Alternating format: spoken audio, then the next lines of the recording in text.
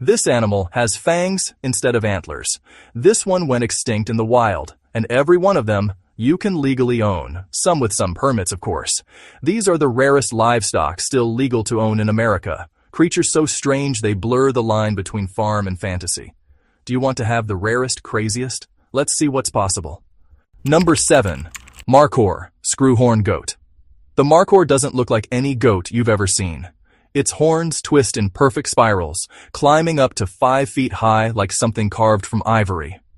In its native mountains of Pakistan and Afghanistan, it was nearly wiped out by hunting. Fewer than 2,000 survive in the wild today. But on a few private ranches in Texas and New Mexico, American breeders are quietly keeping the species alive. Captive-bred Markhor are legal to own under exotic livestock law, and they sell for staggering prices. Some males valued over $100,000. Other less formal or live animal prices can range from $550 to $600 per inch of horn length. They're considered one of the rarest and most prestigious game animals on Earth. A handful of U.S. ranchers treat them as both investment and conservation, raising them in controlled herds that double as living gene banks.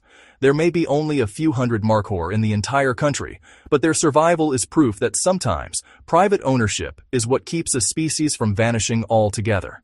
Because of their rarity, Markhor hunts in Pakistan can cost over $100,000 per tag, money that funds anti-poaching patrols and habitat restoration. The same idea drives American breeding programs, turning scarcity into financial incentive. It's a controversial conservation effort, but without that value, the species likely would have been lost. But if that's the world's most valuable goat, the next one rewrote what an antelope can be. Number 6. The Nilgai, an animal that shouldn't exist in Texas, but somehow thrives there better than it ever did in India. The British first brought them from Asia in the 1930s to stock private hunting estates in South Texas. When a few escaped, they didn't just survive, they multiplied. Today, it's estimated that over 50,000 Nilgai roam the brush country between Corpus Christi and Brownsville, Texas. They stand 5 feet tall, run 40 miles an hour, and weigh nearly 600 pounds. Massive blue-gray antelope grazing under mesquite trees alongside cattle. And yet, they're not considered wildlife. Under Texas law, they're private property, fully legal livestock that ranchers breed for meat and guided hunts. Nilgai venison is low-fat, clean-flavored, and nearly impossible to find outside the state. They're one of the few exotic species that became truly naturalized, a foreign animal that turned itself into an American ranch icon. The downside? Nilgai are also vectors for cattle fever ticks, leading to periodic eradication efforts along the border. Yet ranchers argue they're part of the landscape now, too established to remove. It's a strange contradiction. A foreign antelope so successful that it's both an agricultural asset and a management headache. And from a Texas antelope to a desert ghost, the next animal came back from extinction itself. Number 5. Scimitar-Honed Oryx. If you saw one crossing a desert skyline, you'd swear it was a mirage. White coat, chestnut saddle, and 2 long, backward-curving horns that can stretch over 4 feet. The Scimitar-Honed Oryx once ruled the Sahara in herds of thousands. By the late 1980s, they were gone, officially extinct in the wild. Their only survivors lived behind fences, not in zoos but on Texas ranches. American breeders had imported small groups decades earlier for safari parks. When the wild herds vanished, those private herds suddenly became the last hope of the species. Today, more than 10,000 oryx live on U.S. ranches, the largest population anywhere on Earth. And every one of them exists because they're legal to own as exotic livestock. Texas now holds over 80% of the world's scimitar-horned oryx, more than all of Africa combined. They thrive in dry heat, raise hardy calves, and convert desert brush into muscle with almost no supplemental feed. Conservationists eventually used Texas-born oryx to re-wild parts of Africa, meaning a species saved by private ownership literally repopulated its homeland. In 2016, conservation groups used DNA from Texas herds to restart wild populations in Chad.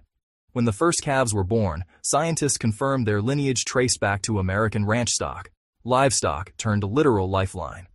It's the rarest kind of success story, extinction reversed by economics. But the next one looks more like a legend than a mammal.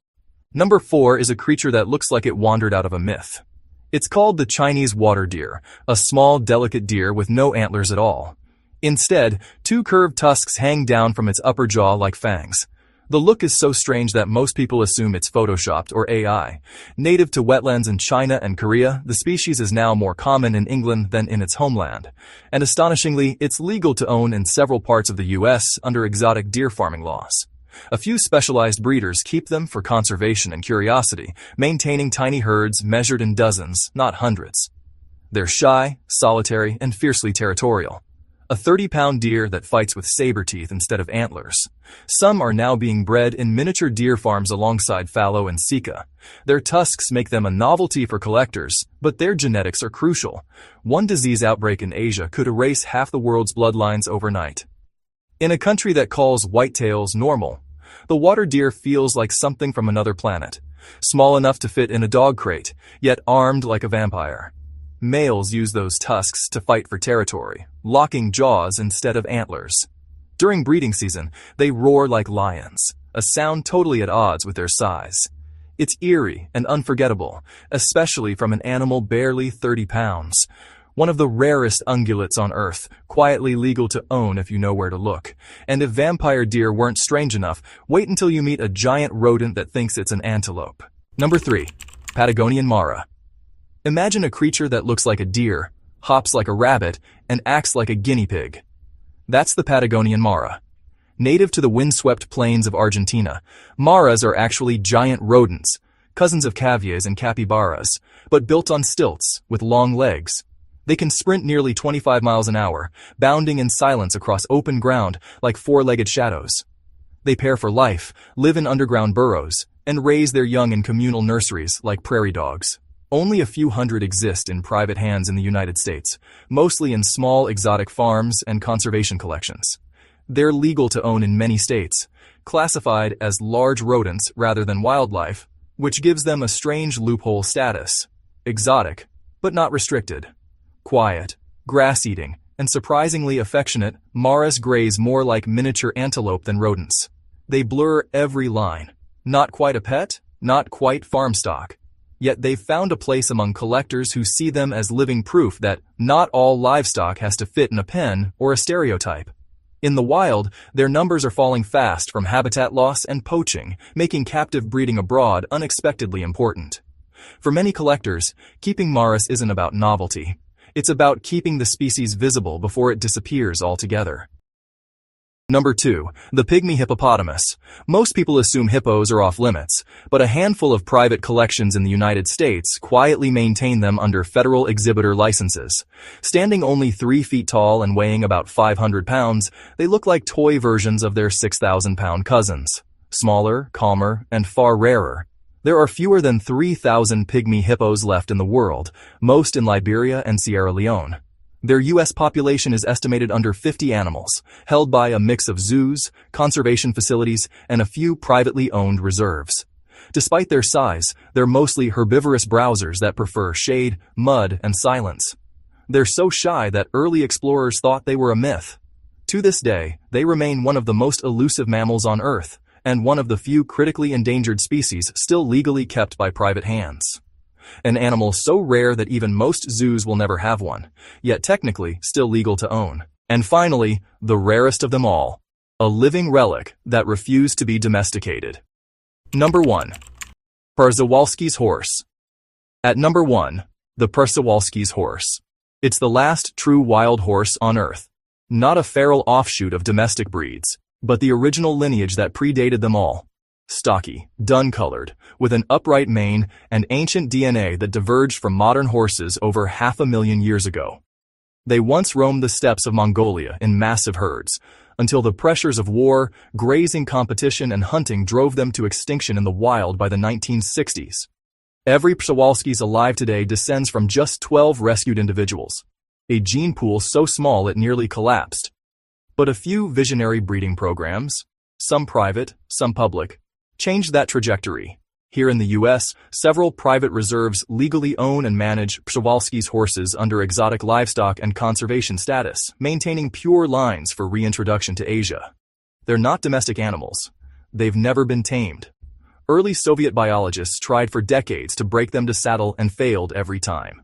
Even foals raised by hand reverted to wild behavior the moment they matured.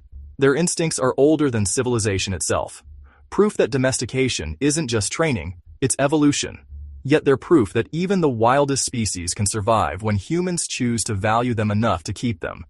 Roughly 2,000 exist worldwide, and a few dozen of them graze on American soil, living fossils, still legal to own. So what do you think? Did you see any new animals you have to have? Let us know your favorite in the comments. Or maybe we missed one. It's strange to realize that the rarest creatures left on Earth might owe their future to the same people who once raised goats and cattle.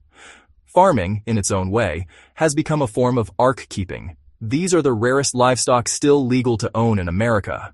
Animals so unusual they sound made up, yet quietly live behind real fences, on real land. They exist in that strange overlap between farming and conservation, where ownership becomes preservation, and rarity becomes its own kind of responsibility. Because when the ordinary farm disappears into factory production, it's these outliers, the Markhor, the Oryx, the Mara, even the Pygmy hippo, that remind us what's still possible. If you like this video, check out our rarest breed animals. We think you will love those as well. See you next time.